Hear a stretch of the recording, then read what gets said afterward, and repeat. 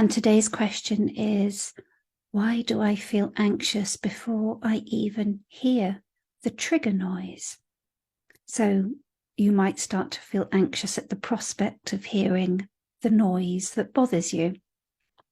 And this is what's known as anticipatory anxiety. And many people with misophonia do have it to some extent. And in fact, for some, the expectation of actually hearing the noise is even worse than when they actually hear it. And why does this happen? And I think the answer partly lies in the part of your brain that's responsible for survival. So if the mind thinks that something is important enough for you to survive, pay attention to, it will condition you to take action. And I talked recently about a well-known psychology experiment in a recent video about Pavlov's dogs. And this was an experiment where dogs were given food and their saliva production monitored.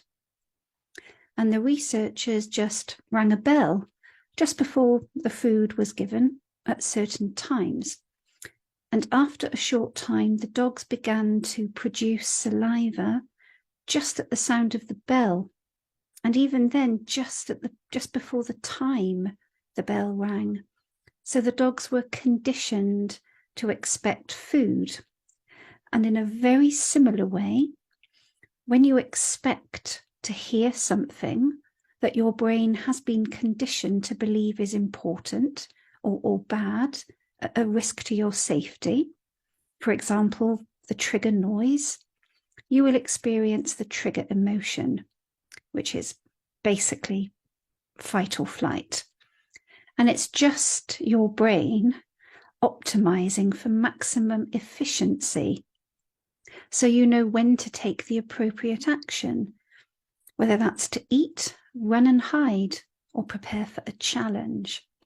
So anticipatory anxiety, even though it is a right royal pain in the butt, it can be managed.